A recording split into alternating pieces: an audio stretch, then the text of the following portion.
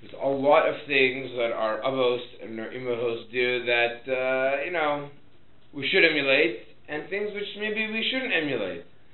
And when there are potentially what we would deem inappropriate behaviors that people that we try to espouse and that we try to relate to, when they behave in a certain way, it definitely makes you wonder what really is going on.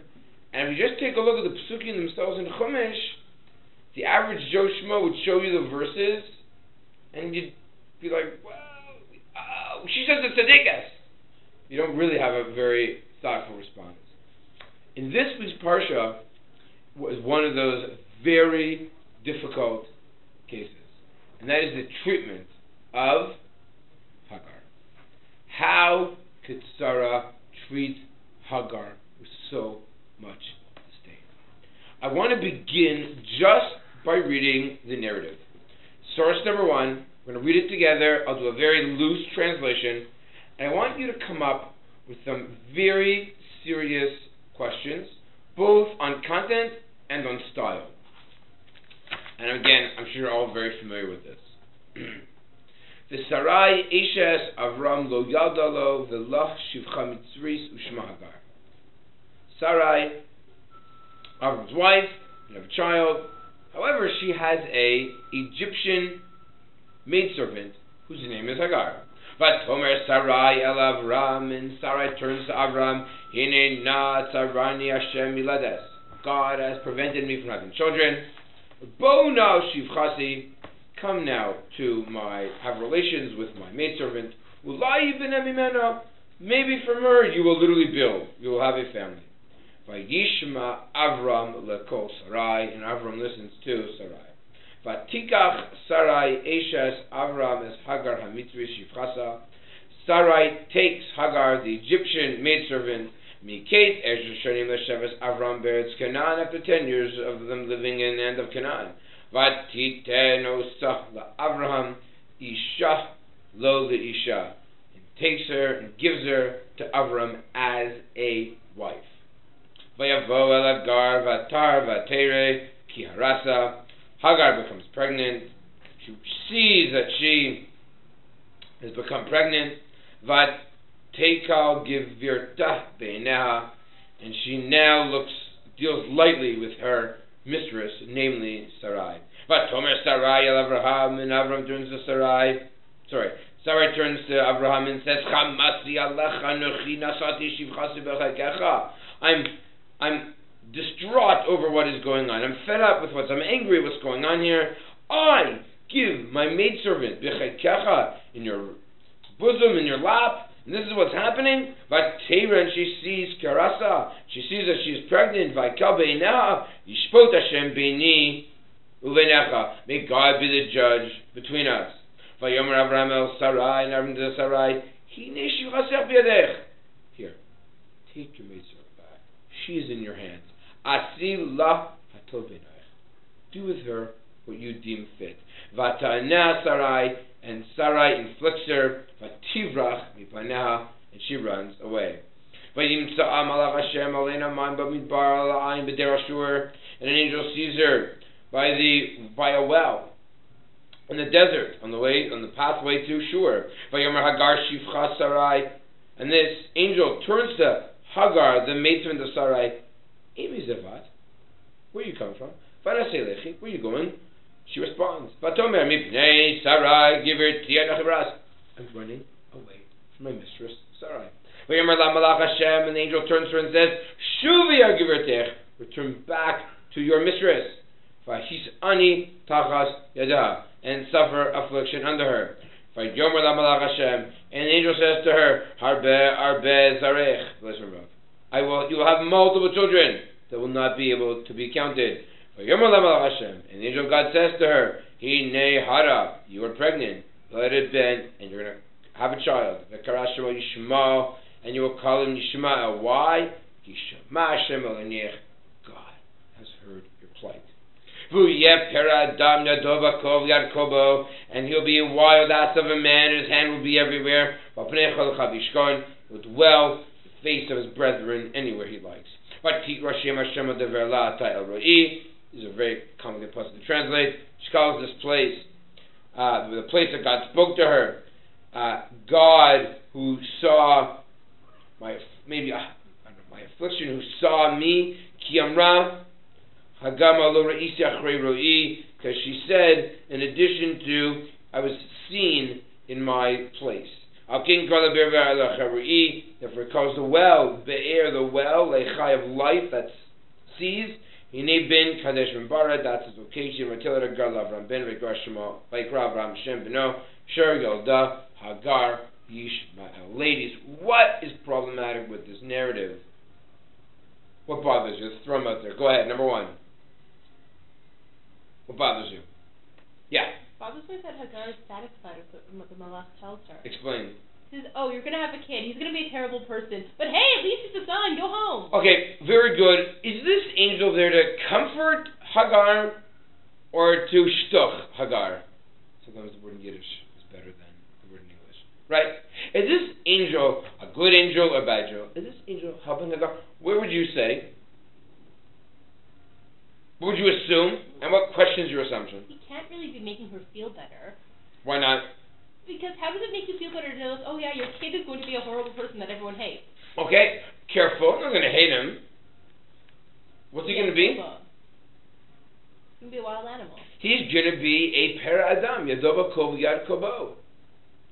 Good. What else? What else is bothering you with this malach? Well, since we started from there. Okay, what did Hagar do? That she was able to have some type of conversation with the malach. Wonderful. What else? Look at the style of the way it's written. What bothers you?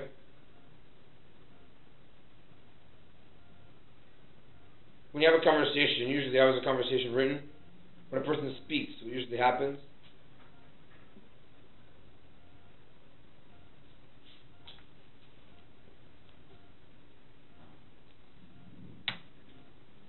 How many times is this? Well, take a look at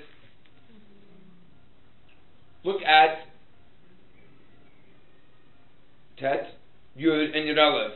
How does each pasuk begin? What's superfluous? You need to be 3 times. You don't write that way in Chumash. Why don't you just use like a comma? That's what I was told in English, right? And George said to Bill, and George said, you don't say that. George said to Bill, the rule is, unless you switch a person who's talking, you do not need to re-identify the speaker again. That's common style, right? You don't reiterate over and over again that person X said to person B. That is not the proper style of how you write. Let alone in Chumash, where things actually matter and the stakes are quite high. Hi, ladies, welcome. Oh, wait, that's my original. That's not double-sided. I know, is that double-sided over there? Okay, good. Wait. Make sure what I give you is double-sided. So again, we're reading over the Hagar narrative, where Hagar is given over to Abraham, Hagar becomes pregnant, Sarai banishes Hagar. There in the desert, an angel converses with Hagar. We pointed out a couple of things. One, this angel is a bit of a schizophrenic. Is this angel coming to comfort Hagar? Hey Hagar, where are you going? Where are you coming from? By the way, what's up with that? What, the angel doesn't know? The angel identifies her as what? I know who you are. Where are you coming from? And where are you going? Interesting. What does Hagar answer? Take a look very carefully. What does Hagar answer? What does Hagar not answer? What does she answer? Look at the end of Ches. What does she answer? What? Great, that's where she's coming from. What doesn't she answer? Where she's going. Why doesn't she answer where she's going? Because she has no idea where she's going. It's very simple. Question number 1. Why ask her? It's a trap, right? Your parents ask, this never happens to you. If you never ask you a question, it's a trap, you know you don't know the answer. Like, where were you last Tuesday? A trap. Why? That's not nice. On the other hand, if an angel is coming to say, hey Hagar, don't sweat, man. Everything's going to be fine. You're going to have a beautiful baby boy. You can have so many children. Shelo yisafer mirov. That's so nice and lovely. What a beautiful angel. But then the angel also says what? Hey, Hagar, what should you do? Go back and suffer. What's wrong with you? Are you Michigan? Hey, Hagar, everything will be okay. Go back and suffer. What's going on here? The angels is. Helping or not helping? Encouraging, not encouraging? What is its function? And as we said before, it mentions 3 times, V'yomer la malach Hashem, V'yomer la malach Hashem. Why 3 times? What does that mean talking about? The star should be, the angel said, point A, point B, point C. You do not need to reiterate over and over again textually in Tet Yud and Yud Aleph, V'yomer la malach Hashem. That is totally redundant. You don't write a conversation. You don't do that. It's not proper English. It's for sure not proper Hebrew. It is incorrect. What else is bothering you? Let's ask big questions, and that is, how could Sarai afflict Hagar? She's supposed to be a tzedekah. She's a matriarch. Why is she afflicting Hagar? And what does Abraham say? Hey, take her back. Do with her whatever you want. That is not nice. We don't do that as human beings, let alone as Abraham Avinu and Sarah Imenu. What in the world is going on in this story? This goes against everything we're taught. But the problem is, when it comes to Bereshis, we learn it when we're 6. We don't really look at it again properly because the questions are really, really difficult. So when you're 6 years old, it doesn't bother you as much. And when you're older, unfortunately, I don't know why, I don't know the high schools that you went to, how many of you actually studied Bereshis again in high school? Oh, good. Many of you did. You deal with this story? Right? It's a very difficult narrative. Very difficult narrative. Good. Wonderful. I'm happy to hear that. Okay. Let me see here. Anything else that bothers you? Okay. What word is repeated? Let's actually highlight that. What word is repeated over and over and over again? You'll notice the word seeing is mentioned over and over and over again. Right? I'll just point out a few of them. Look at Dalid. Vaterek Yarasa. Vaterek Yarasa is in Hay again. In Hagar, she's pregnant. Sarai sees the way she behaves when she's pregnant. I'm going to point out a couple more. Look at the name of this well, right? Like, this is the well of seeing, no? That's the idea of Be'er Lechai Ro'i, from the word Ro'eh, that I see, right? Again, very, very strange. It's all the seeing. Very peculiar. All right, let's try and solve at least one very simple answer, and maybe as a place to begin. That is when you have in Chumash, when it repeats it 3 times, Vayomer la malach Hashem. I believe it's called a pregnant pause. Let's go through this for a second. Let's go through the conversation you're having with a friend. If you and your friend are talking, your friend asks you something, and you don't respond, and then your friend talks again.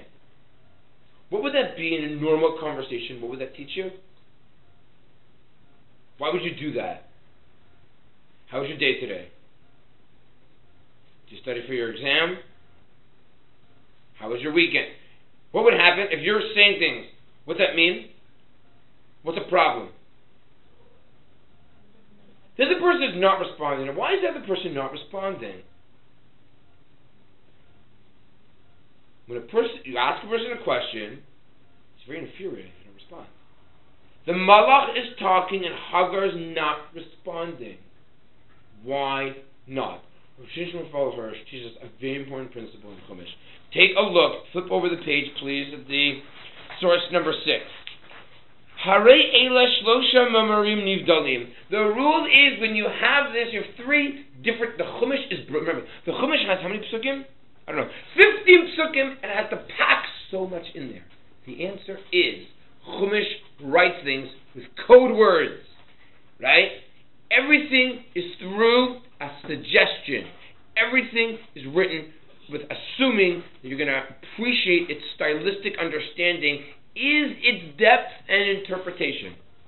So it's very cool. It can accomplish a lot by saying V'yomer la malach Hashem, saying it 3 times. What's it accomplishing? Because Rav Hirsch, Harishon hu atanai. The first is condition, hasheni haftacha. The second is a promise. The third is hatafkid v'atzlacha. Shuvi mirtzonech. Go back because you want to, says Rav Hirsch.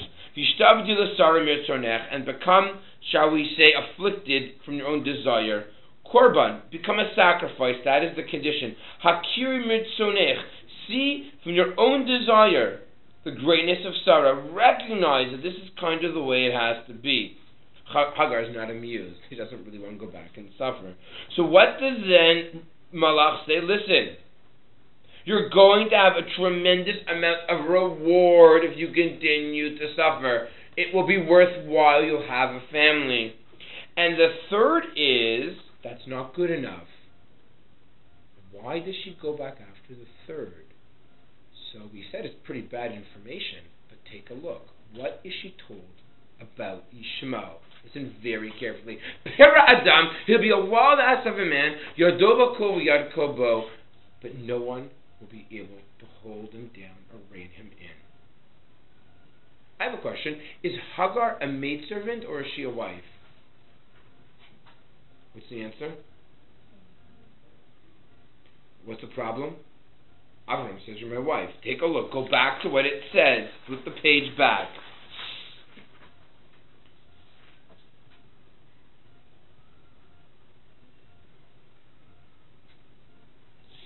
Take a look. It says at the end of Pasuk Gimel. What does it say at the end of Pasuk Gimel, ladies? She becomes a wife. But she's always identified as Hagar HaMitzrit, the Shifcha. What's her status? Imagine what that does with a person's mind. Is she free or is she a wife? Is she a slave or is she a wife? What's the difference between a slave and a wife? Meaning, what's the difference between a person who's free and a person who's a slave? They both work. What's the difference? The purpose is, why are you doing what you're doing? Oh, a slave does something not because they want to accomplish something. They're being pushed to do it. A person who's free does things because they want to do them. They have a greater goal and a greater mission that's involved. Not because they have to, it's because they want to. You see, Hagar is totally chained down. She's a shifcha. She doesn't want to be a shifcha. But she's told by the Malach, go back and suffer, i.e., continue to be a shifcha. But if you're stuck being a shifcha, what's the next best thing? If you're stuck at being a shifcha for life, what's the only compensation that maybe you'll be okay with? If your child won't be. And what does the Malach in the third statement say about the child? He's going to be free. So free, no one will be able to touch him. If it's not so bad. Meaning, in contrast to a shivcha, being free is amazing. There'll be a problem with that. We'll get there at the end. Remind me. But didn't Hagar choose to become a shivcha? What? Didn't Hagar choose to become a shivcha? She decided she wanted to go with Avram Hashem. Where do you see that? No, not from here, but that's just... I'm just saying, from here, what do we see? She doesn't choose. No one chooses to be a shifcha. You're forced to be a shifcha. Right? Isn't there a whole medrash about that? Again, there clearly is a medrash. I'm not saying there isn't a medrash, right? But we see, again, very simply, if she just forget the medrash for a second. Do you want to be a shifcha? Does most human be a shifcha? No. Here she ran away. She wanted to be a shivcha, why she ran away? The Torah seems to argue against it, no? Right? If she really wants to be a shivcha, why she ran away? You could argue she wants to be a shivcha, but not one that is suffering. Okay, but I hear that, but she's going to go back and suffer. The key to understanding this extremely difficult story is the context that it is written in. Let's go back to the narrative that precedes the entire story of Yishmael, the birth of Yishmael, or and the Hagar episode. It's source number 2. What are the previous psukim? What is the famous narrative in number 2, ladies? Known as the, scan it quickly. What title would you give the narrative of number 2? Brit Spain Absarim. Excellent. What is Bris Ben Hapsarim referring to? It is an extremely difficult story. We could spend hours and hours and hours and hours and hours and hours trying to understand it. We are only going to understand it so much as it advances what I need for today. Here we go. Let's read it very quickly. Number 2.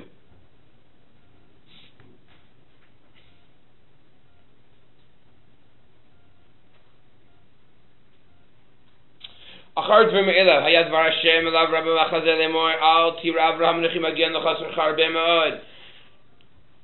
is told after these things, ladies, what happens in these things? What's the previous story in Perek Yudalit? What's the end of Yudalit? The war, 4 and 5 kings. What happens at the end of the war, the 4 and 5 kings? Let's talk about Avraham's theory. Let's talk about children for a minute. Avram is told at the beginning of Lech Lecha that what's going to happen to him? He's going to have lots of kids and a big family. Now, Avraham is looking at God and saying, God, that's a joke. I'm 75 years old. I don't have any kids. Right? So it must mean that I could have a lot of children, a big family. Not biologically. But maybe who is probably the person that's going to continue moi? Who's going to start all this? What will his name be? It'll be Lot. It's my nephew. That's the entire episode beginning of Lech Lecha, no? They travel together, hang out together. The Torah highlights Lot, Lot, Lot, Lot, Lot over and over and over again.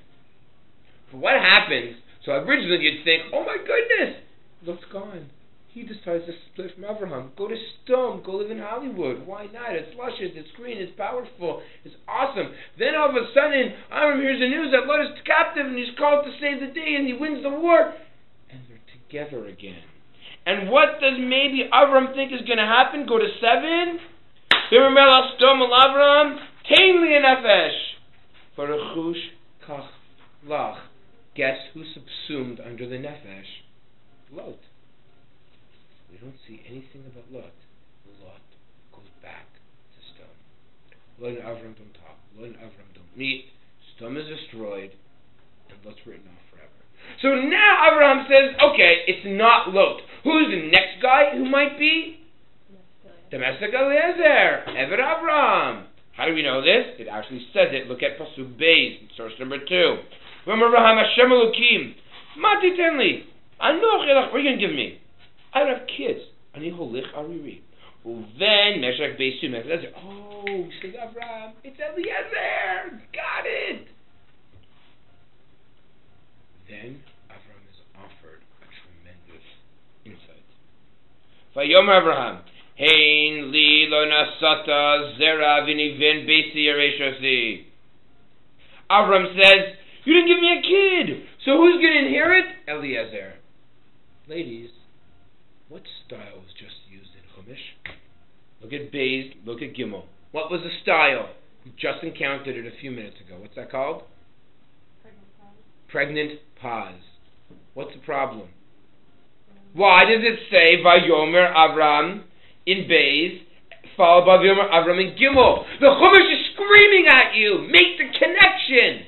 It's the same in this parak, same in the next parak. What's the connection? What's the pregnant pause? Especially because Beis and Gimel are the exact same thing, just worded differently. What's the pregnant pause? God doesn't want to answer the question. Now, why God doesn't answer the question, I'll think we can give a few more minutes. But, interesting. God is reluctant to tell Avram the truth. By the way, what's the truth? Not so complicated, is it? What's the truth? We know, because we know. What's the truth? We all learned Bereshis recently. What's the answer? What's the truth? Avram's going to have a son. So, God is pushed, and God responds. Dalit. Lo yirash chazeh. Eliezer, nikse on Eliezer. Not going to happen. Kim asher yetzi mime'echa hu yirashecha. Well, you will have a biological child. It's a chutza. Look at the stars. Rabbi can talk about it. Koya zarecha. Essentially, what is he told? By a lot. It ain't gonna be a lot. Not gonna be Eliezer. Biological children. Now, look at 3. Source 3. When Hagar is given to Sarai. Sarai screams at Avraham. If you want to take a look, it's Pasuk Hey in source number 1. But Tomer Sarai Avraham, I gave you a shivchas b'chagecha, and now the way she's treating me? What's up with this burst of emotion? What's going on here? Rashi, what does Rashi say? I'm just inappropriate. Alecha ani meitil onesh. I'm placing this affliction on you. Kishit palalta l'Kadosh Baruch Hu matiten li, v'anochi lecha riri, lo itpalalta al ela alecha, v'yalcha lispalal shninu, v'yisi ani nifkeres imcha. What's Sarah's grief with Abraham? What's her bone of contention? When Abraham goes to God and says, God, it's going to be Eliezer. It's going to be Eliezer, right? Huh? Yeah? God says, you're going to have a child. God never says, you and Sarai will have a child. So what happens? Abraham goes, relates the information to Sarai, and Sarai's like, see? If you just ask the two of us, you were selfish. You just care about yourself. Once you heard that you're going to have a child, you're like, I ain't the problem. I can have kids. God told me so. In response to that, what does Sarai do? Sarai says, listen, it's very simple. I mean, not so simple. But you know what's simple? Sarai says the following, listen. If I'm not going to have children, what's the next best thing? Let me own the child. So what does she do? She takes a shivcha. Who owns a shivcha? Sarai. And says, if the shivcha has a child, who owns that child? Who's the real mommy? Sarai. It's the first example of surrogate motherhood. So we see that Hagar is Sarai's surrogate mother. And who does that child belong to? Sarai. But now you understand. When Hagar walks around, I'm an Isha, I'm not a Shivcha, starts making fun of Sarai, I'm pregnant, this is going to be my child. The whole plan that Sarah had goes down the tube. So what does Sarai have to do? Take out the whip, put her in line. You're my servant, that child is really mine. Who's a surrogate mother? You're not an Isha, you have no status. The plan is going downhill because Hagar is trying to create a sense of independence. Yishmael will have the independence. Isn't that interesting? We're not finished yet. Well, we're not finished for many different reasons. Oh my goodness, we're in trouble. Okay, let's go on. Okay. Let's go back. We're not finished. Let's go back to number 2. I got to jump a little bit. What will be essentially Bris Ben Absarim? Go to Zion.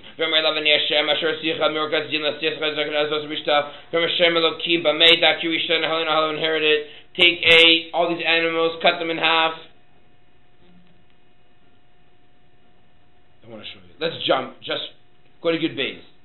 Vahir Shemesh Lavo. The sun is setting. V'sardema nafal Avraham. What's a sardema? What's a tardema? Is a deep sleep. I don't understand. If you're in a state of nevuah, why must you go into a tardema? If God is already communicating with Avraham, Avraham communicated with God, not with Moshe when they spoke. Avraham had to be sleeping. Avraham had to be in some type of what's the word I'm looking for? Some type of state of mind in order to be able to communicate with God. So why does it go into a tardema? And it's dark. Your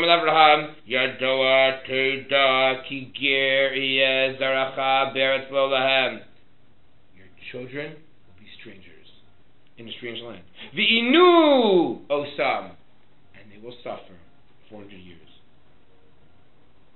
Why is this screaming and yelling? The story of Perek Zion, but words are very similar. 1. Only 2 places in Bereshis where there's a concept of inui, suffering. The Jews will suffer where? In this foreign land. And Hagar suffers under Sarai. What land do Jewish people go to? Mitzrayim. Where's Hagar from? Mitzrayim. Ger iyeh zar'acha be'eretz lo lahem. Put a hand in the ger. What word do you get? Well, sorry. Put a hand at the beginning. What word do you get? Hagar. No? It's not your question. This Torah is screaming. Wake up and smell the Chumash. We're not done. This is something which I only discovered this week. Literally. 2 days ago. In Bris Ben Absarim, it says Avraham Hashem Elokim. This is the double name of God. You see that? It mentions it a couple of different places. The last time that double name of God was mentioned, we have to go to the very beginning of Chumash. The only other time in the entire Chumash that the word Tardema is mentioned is where?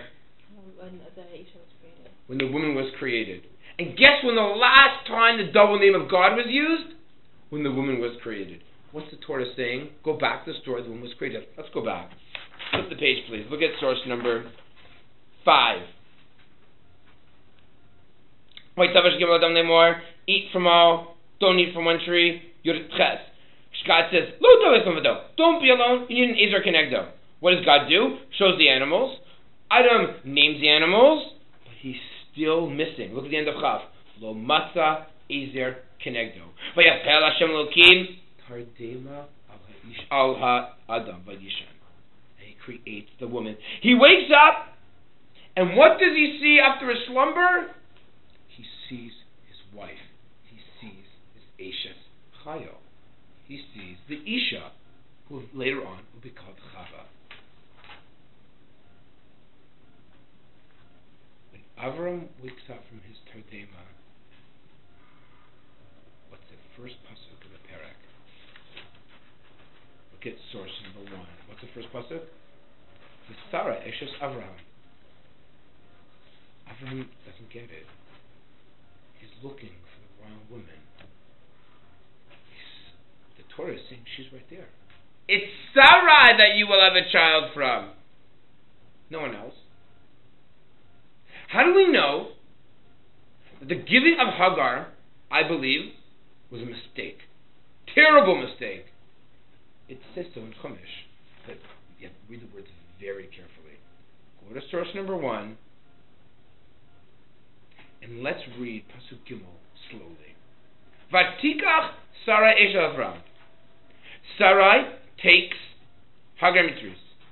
Forget the 10-year thing. Vatiten Osa, and she gives her to Avraham as a wife. Sorry, she gives her husband Hagar as a wife. Taking, giving, subbing to her husband. The only other time in Chumash where that happens is when?